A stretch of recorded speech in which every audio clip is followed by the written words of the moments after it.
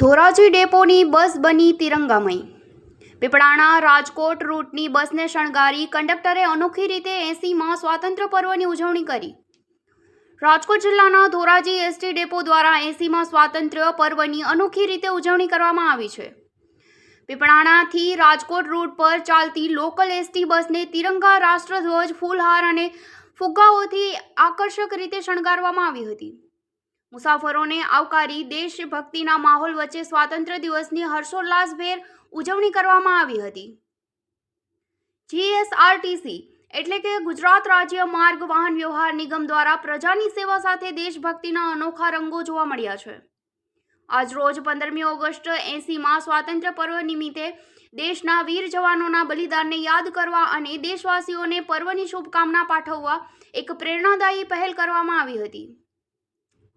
Dhoraji ST ડેપોના conductor Prakashbhai Galoriya દ્વારા પોતાના સ્વખર્ચે તેમજ ધોરાજી ડેપો અને જીએસઆરટીસી તંત્રના સહયોગથી પીપળાણાથી રાજકોટ રૂટની લોકલ બસને ત્રિરંગા, રાષ્ટ્રધ્વજ, ફુગ્ગા અને ફૂલહારથી સજાવી દેવામાં આવી હતી। બસમાં મુસાફરી કરતા તમામ પેસેન્જરોનું મીઠું મોં કરાવી ભારત માતા કી જયના ગગનભેદી નારા સાથે સ્વાતંત્ર્ય દિવસની ઉજવણી કરવામાં આવી હતી। એસટી વિભાગના કર્મચારીની આ રાષ્ટ્રપ્રેમ ભરેલી પહેલ મુસાફરોમાં પણ ભારે આકર્ષણ અને પ્રશાસનનું કેન્દ્ર બની હતી। પત્રકાર રાજુભાઈ બગડા, ડીજી ન્યૂઝ, ધોરાજી। નામ પ્રકાશ કુમાર બી Galoriya, ST depot Dhoraji, conductor. આજ રોજ 80માં સ્વાતંત્ર્ય પર્વ નિમિત્તે દેશવાસીઓને એક શુભેચ્છાના ભાગરૂપે અને સરહદ ઉપર જે જવાનો શહીદ થાય છે એના શ્રદ્ધાંજલિના ભાગરૂપે આજે એક અમે આ બસનું શણગાર કરીને દેશવાસીઓને એક સંદેશો પહોંચાડવા માટે આ કાર્ય કરેલું છે। क्या रूट थी આવી અને क्या रूट માં જશે, क्या કામો લેતી જશે?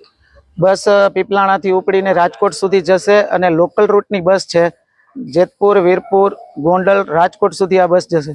આજ જે પર્વ છે એટલે દેશવાસીઓને શું શુભકામના આપશો?